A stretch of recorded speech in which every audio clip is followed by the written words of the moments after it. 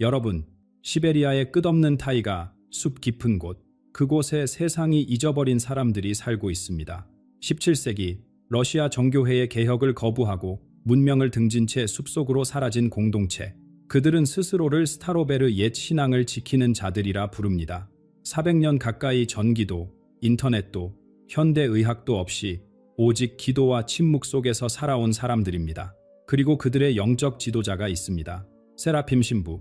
80세의 나이에도 불구하고 눈빛은 청년보다 맑고 목소리는 종소리처럼 깊습니다. 그는 수십 년간 단 한 가지만을 수행해 왔습니다. 헤시카즘 완전한 침묵 속에서 신성한 빛을 만나는 고대의 기도법입니다. 그런 그가 최근 이례적으로 외부 세계의 메시지를 전하기 시작했습니다. 왜일까요? 그가 본 것이 있기 때문입니다. 인류의 역사가 거대한 강물처럼 흐르는 것을 그는 보았습니다.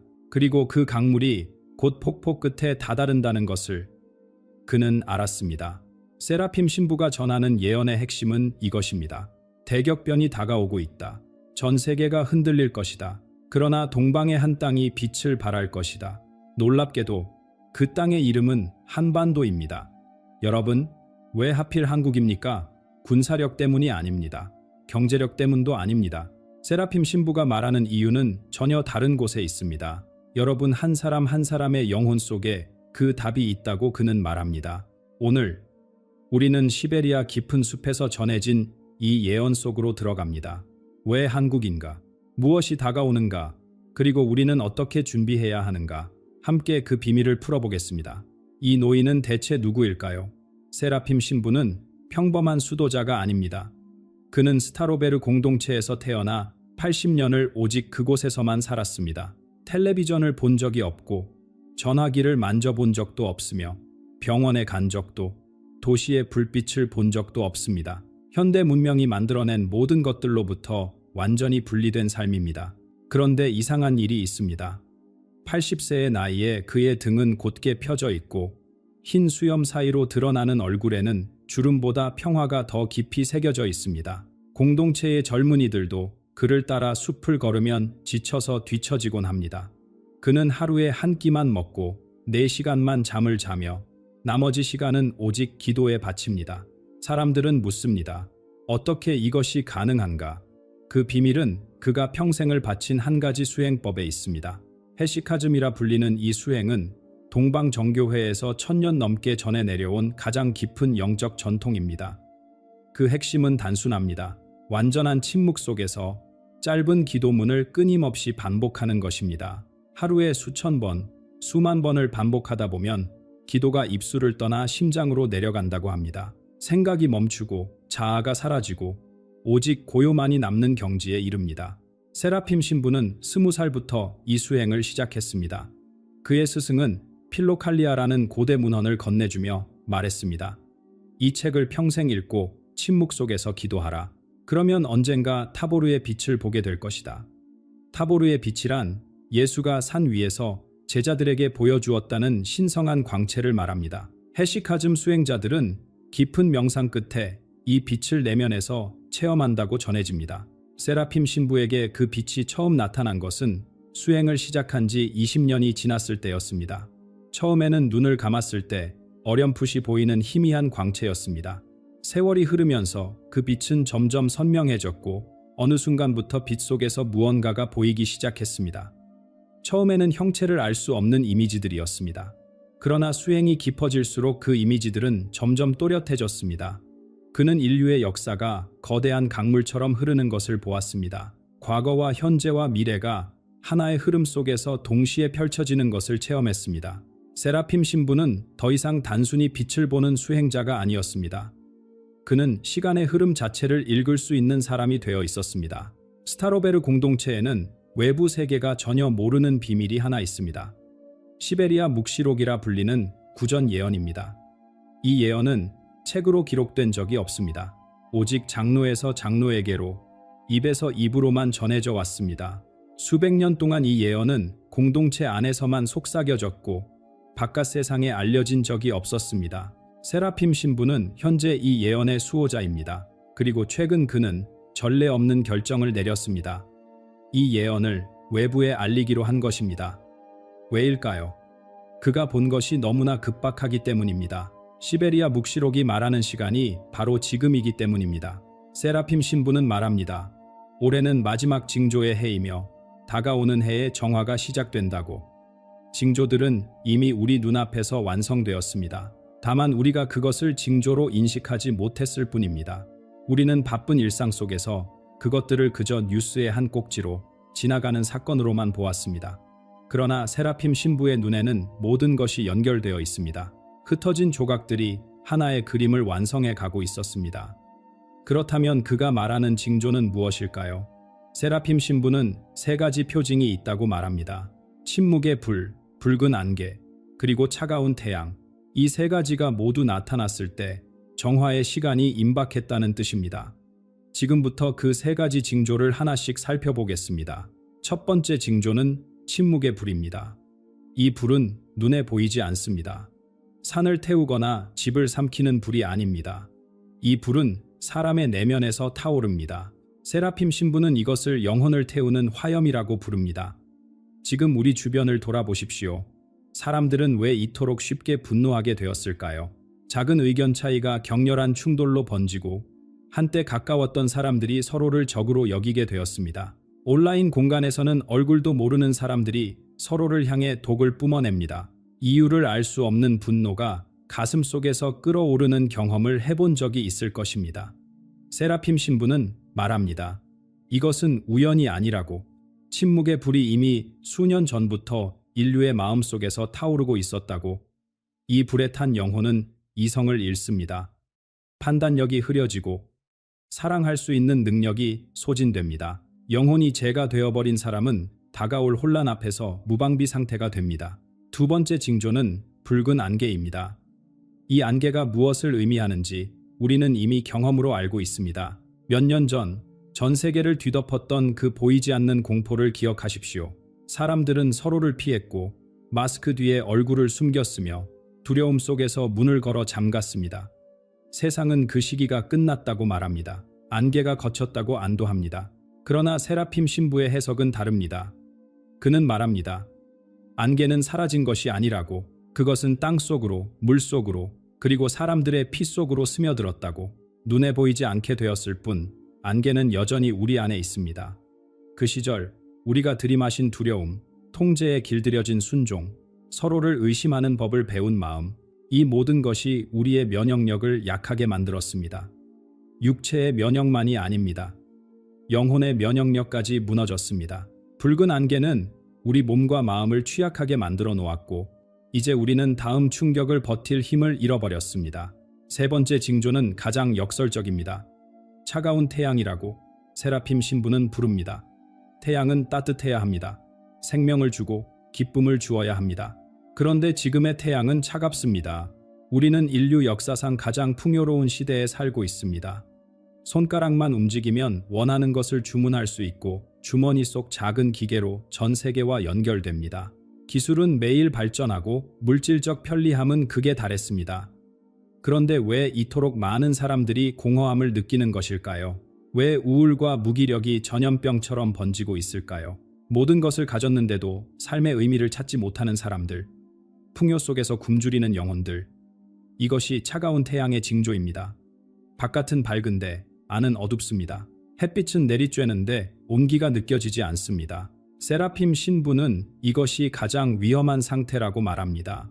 외부에서 오는 위기는 함께 힘을 모아 극복할 수 있습니다. 그러나 내면이 얼어붙은 사람은 스스로를 구할 힘을 잃습니다. 인류는 이제 자신의 내면에서 답을 찾을 능력을 상실했습니다. 세 가지 징조가 모두 완성되었습니다.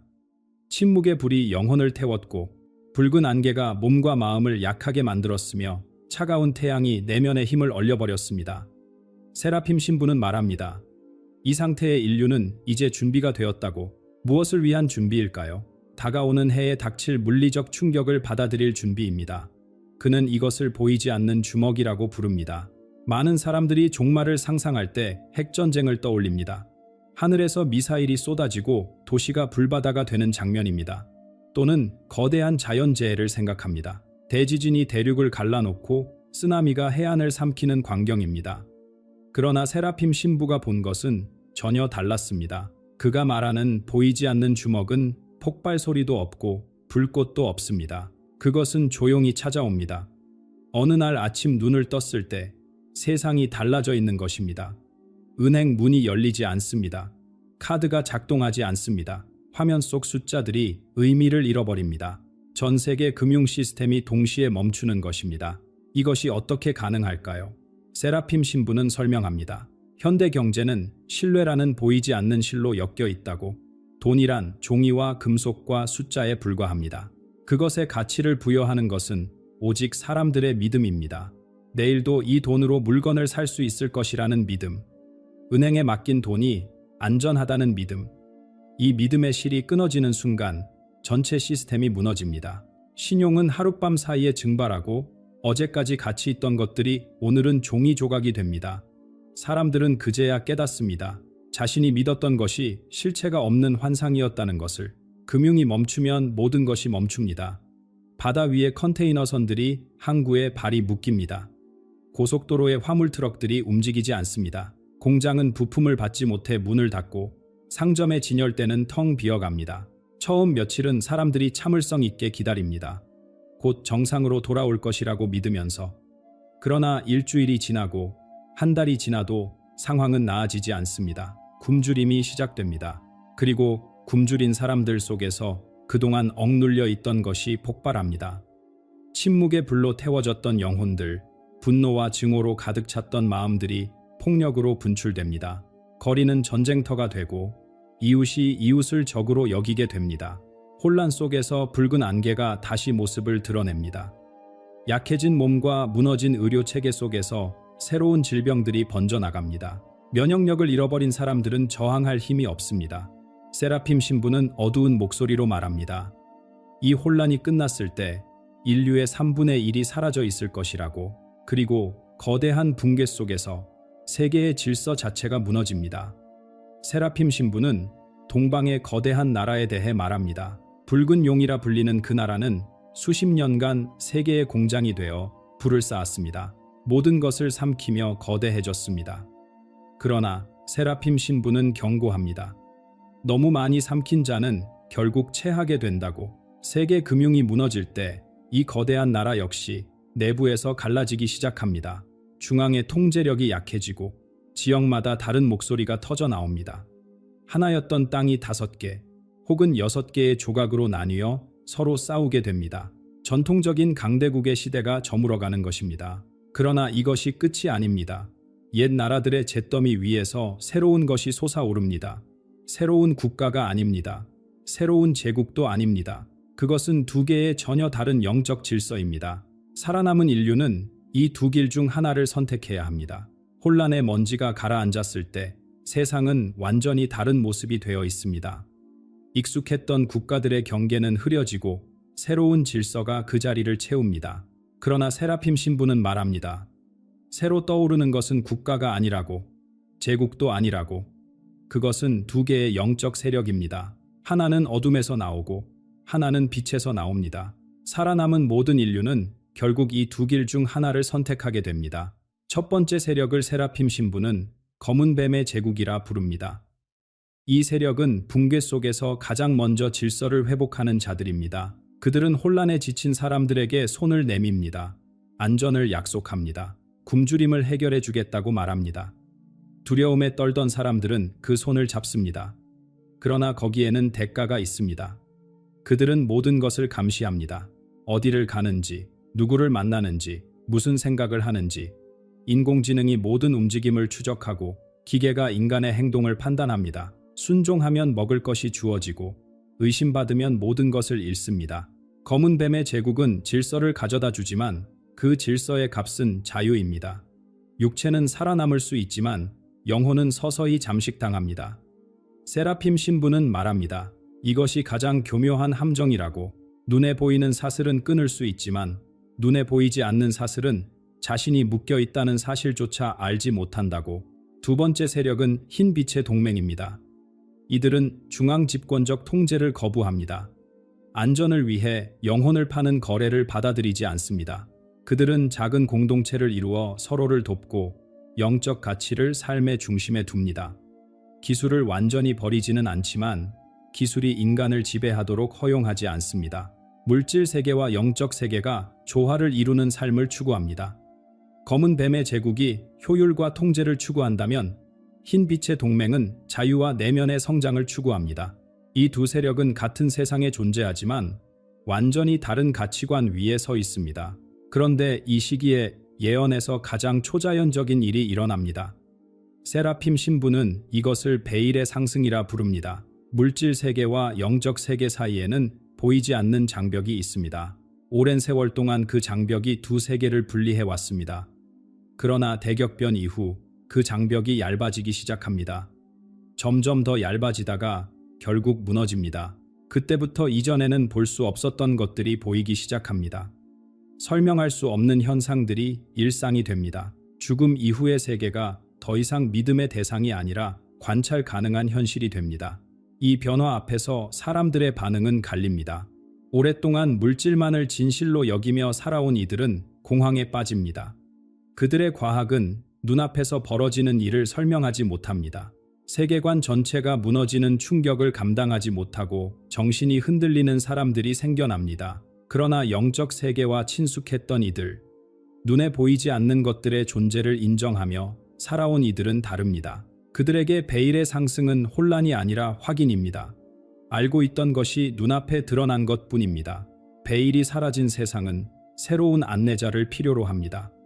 고통을 이해하고 영혼의 언어를 말할 줄 아는 안내자를. 세라핌 신부의 예언은 바로 이 지점에서 동방의 한 땅을 가리킵니다. 시베리아 묵시록에는 동방의 끝자락에 있는 한 땅에 대한 기록이 있습니다. 그 땅은 빛나는 땅이라 불립니다. 세라핌 신부가 처음 이 구절을 접했을 때 그는 어디를 가리키는지 알지 못했습니다. 그러나 수십 년의 기도와 명상 끝에 그는 확신하게 되었습니다.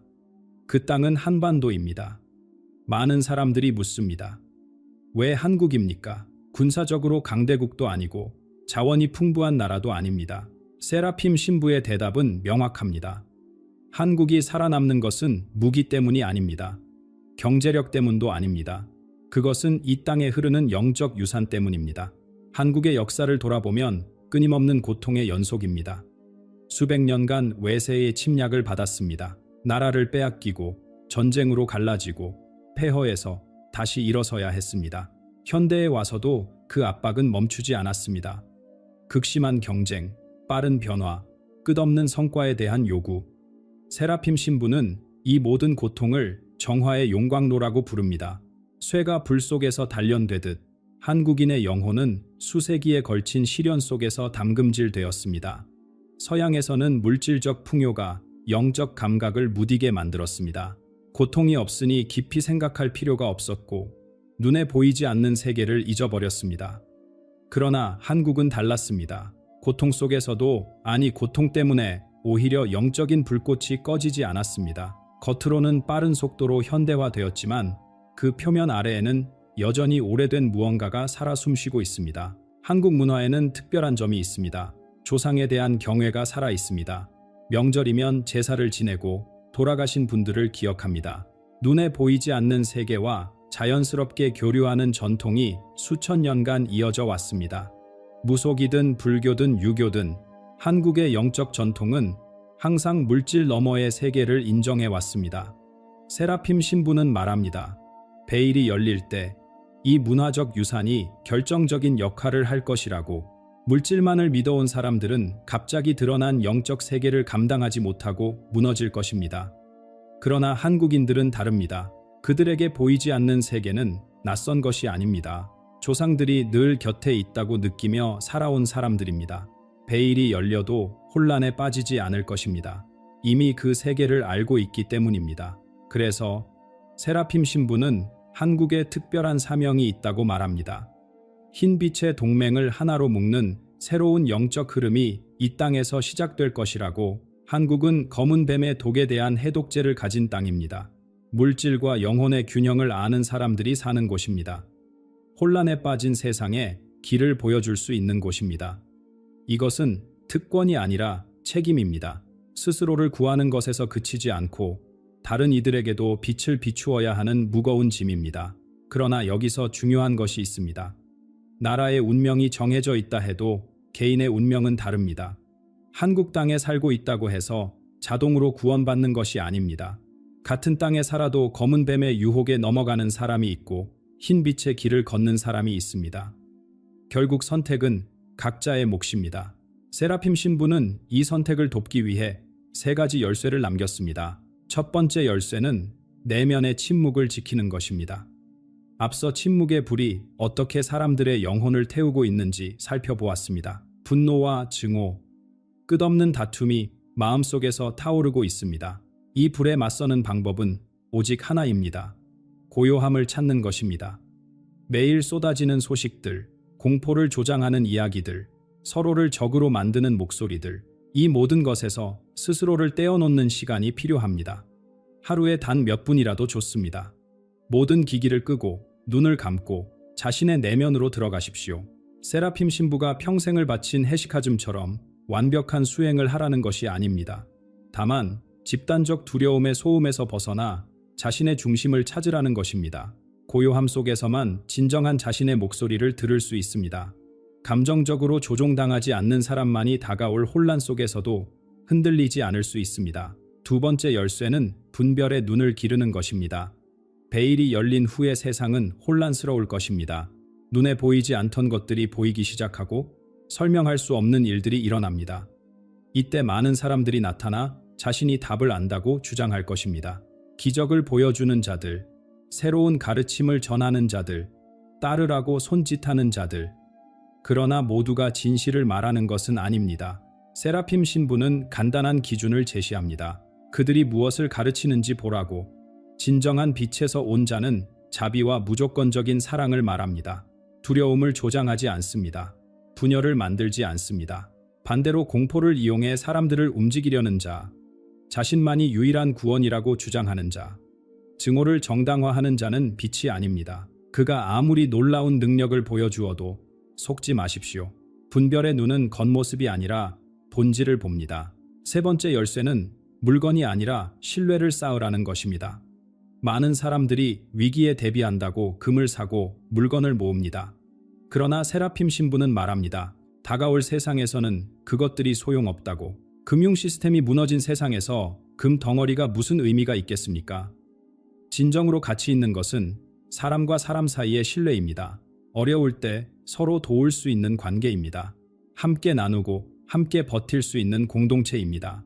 검은 뱀의 제국은 사람들을 분리시키고 서로를 의심하게 만들어 통제합니다. 그들에 맞서는 진정한 방패는 서로를 신뢰하는 사람들의 연대입니다. 지금 주위를 돌아보십시오.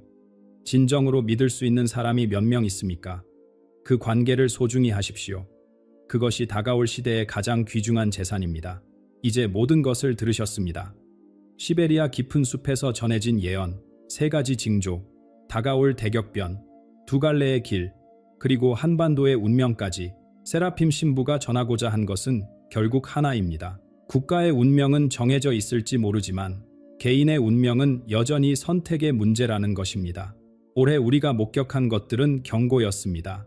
다가오는 해는 시작입니다. 두려움에 굴복하여 검은 뱀의 손을 잡을 것인지 아니면 영혼을 준비하여 빛의 길을 걸을 것인지 그 선택은 각자의 손에 달려 있습니다. 이 이야기가 마음에 닿았다면 아래 댓글로 생각을 나누어 주십시오. 물질과 영성 사이에서 지금 어디에 서 계십니까? 이 영상이 의미 있었다면 주위 분들과도 함께 나누어 주시고 다음 영상을 위해 구독과 알림도 부탁드립니다. 다음에 또 만나겠습니다.